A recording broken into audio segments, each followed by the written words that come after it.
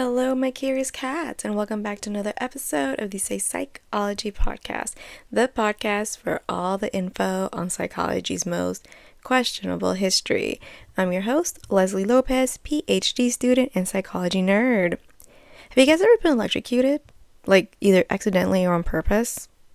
Weird question, I know, but the other day I was just scrolling through TikTok in bed, just right before I was about to go to sleep, as one does, and this video popped up on my For You page of this lady who, electrocuted, I think it was her ex-boyfriend now, with her taser. And, well, at first I was like, yes, you go, girl, I'm sure he deserved it. But then my second thought was, I wonder what that feels like.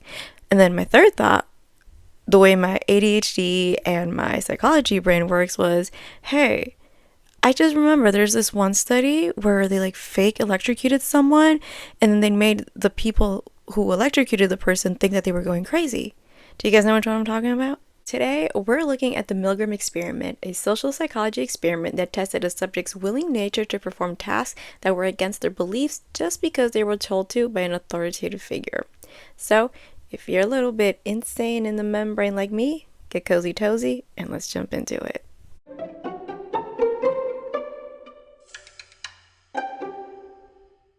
Our study today takes us back to 1961, not too long ago compared to other studies we've covered, but definitely long enough for us to question its sanity. And our boy today is Dr. Stanley Milgram, a psychology professor at Yale who specialized in experimental and behavioral psychology. God, behavioral psychology is definitely one of my top 3 favorite schools, right up there with cognitive and forensics. Okay, so Milgram was born in 1933 in the Bronx. I wonder if he too ran around the block like a crazy little girl. And if you get that reference, congratulations, you are just as chronically online as I am. Okay. So, anyways, Milgram was born to 2 Jewish immigrants who immigrated to New York during the Holocaust. Growing up, Milgram was a very smart kid, so much so that he went on to earn multiple advanced degrees in psychology, including his PhD from Harvard and landing a teaching position at Yale soon after. As mentioned, Milgram came from a Jewish home and was very close to his family and culture. In fact, most of his academic work was impacted by the history behind the tragedies that his Jewish immigrant parents escaped from, specifically his research to obedience. Being aware of the tragedies that consumed his Jewish heritage during the Holocaust, Milgram was interested in understanding the factors that led people to inflict harm on others. So, in 1961, he set out to explore how far the particular person would go to obey authority, even if it meant harming another person. This experiment was meant to mirror the thought process behind those influenced by Hitler's authority during World War II. Interesting. And thus, the Milgram Experiment was born. The year was 1963, and Milgram set out to find the perfect subject pool by posting an ad in the Yale campus newspaper. The ad stated that they were looking for male subjects to participate in an experiment that would study the effects of punishment on learning ability with a $4.50 cash incentive, which is just over $30 today. It's important to note that the participants were told that they would either be given the role of teacher or learner, randomly.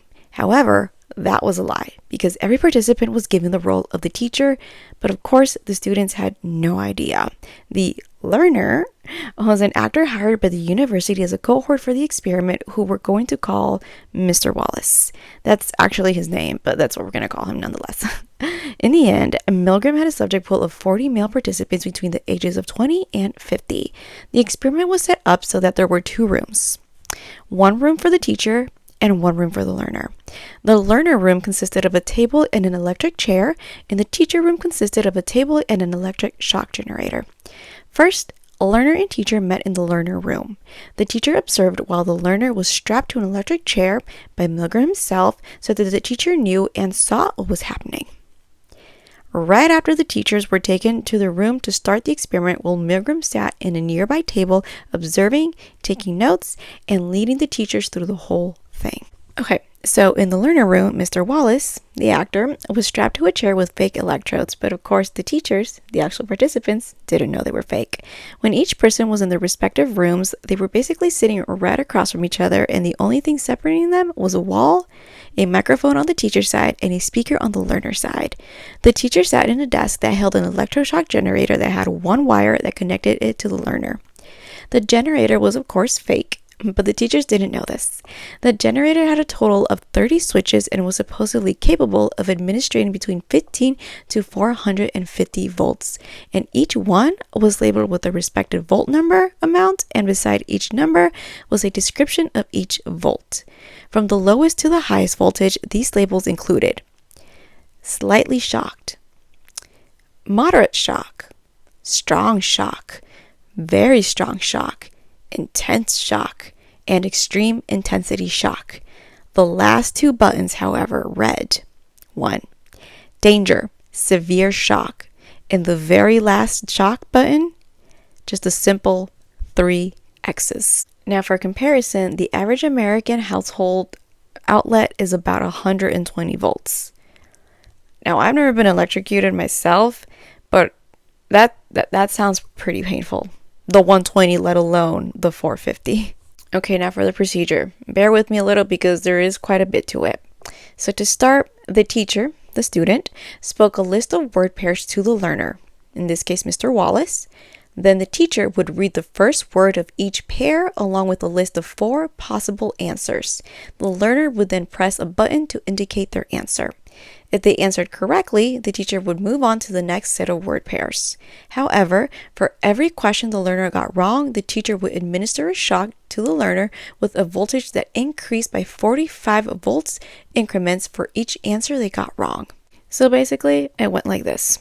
The teacher would give the following word pairs: apple, orange, girl, pink, nice, day, glass, mirror.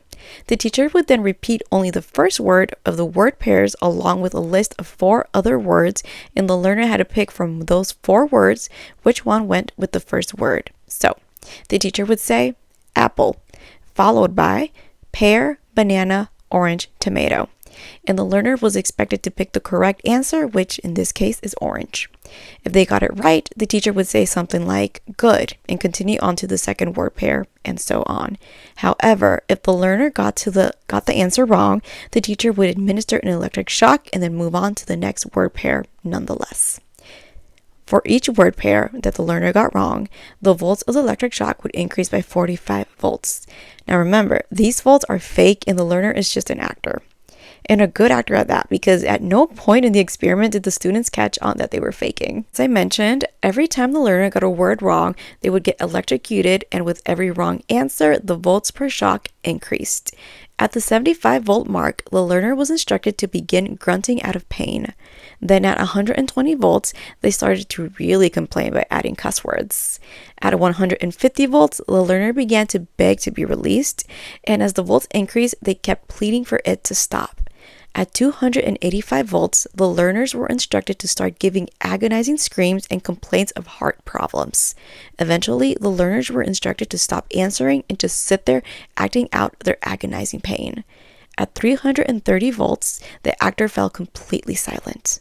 At this point, Milgram instructed the teachers, the student administering the shock, that no answer is a wrong answer and that they were to continue going up in volts. If at any point the student hesitated or refused to go up in volts, Milgram would pressure them to do so. He commanded them to do so through authoritarian language and tone such as, "The experiment requires that you continue," and "You have no other choice, you must go on." Whew, sounds like my dad helping me with math homework when I was 7. Now, it's no surprise that the subjects, the teachers in this case, quickly started to feel uncomfortable about the pain that they thought they were causing the learner. According to Milgram's reports, the subjects displayed varying degrees of tension and stress. These signs included sweating, shaking, stuttering, picking at their skin, and some even showed signs of having a seizure. These signs are obviously not popping up in the beginning stages of the experiment. I can tell you that for sure.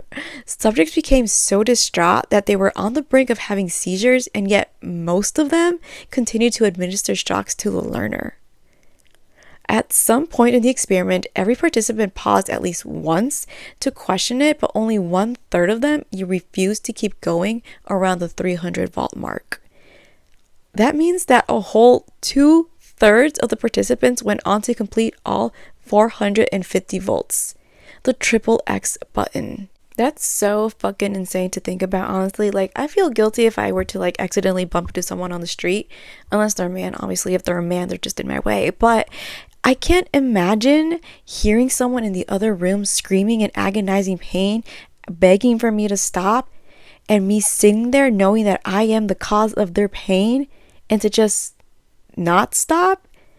But then again, that was the whole point of the experiment. Remember, the whole point of the experiment was to test how far regular civilians would go in torturing another human when being commanded to do so by an authority figure. In the end, the participants were debriefed on the whole experiment. Every single participant showed an immense amount of relief when they found out they were actually hurting no one. Now, that I can see because there were participants who had even convinced themselves that they had killed the learner. Cheese on a cracker. After the debriefing, Milgram and his colleagues brought out the actor to show the participants that he was, in fact, okay, and most importantly, alive. One of the participants even started crying because he really thought he had killed the man. Interestingly enough, though, that same student had not shed a single tear when he thought he had or was killing the learner. In his final report, Milgram divided the participants into 3 different categories, explaining their reactions to his authority. The first category was obeyed but justified themselves. These participants were the ones who gave up the responsibility for their actions. They blamed the experiment on either the learner or the person commanding them to do the actions. Their justification was that if anything happened to the learner, it was either the experimenter's fault because he commanded them to keep going, or the learner's fault because he was too dumb to correctly remember the word pairs. Talk about gaslighting over here. Milgram called this group of people the agentic state. The second category was obeyed but blamed themselves.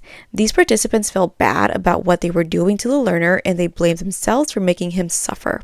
Milgram pointed out that this category of participants are the ones most likely to challenge authority if confronted in a similar situation in the future. He called this group of people the autonomous state. And the third category was rebelled. The participants in this category were the ones who questioned the authority figure in the room and argued with them over what they were doing to the learner. They believed that there was a greater ethical imperative calling for the protection of the learner over the needs of the experimenter.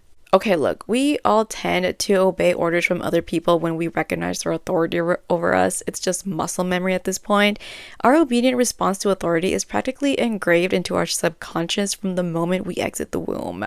So much so that both experiments and real life situations have shown us that ordinary people are likely to follow any given order by an authority figure, including killing an innocent human being. Now, although this study was geared more towards the functionalist point of view, it's important to note the biological implications that it led to, which included noting the parts of the brain that play a role when it comes to obedience, decision making, and taking advice.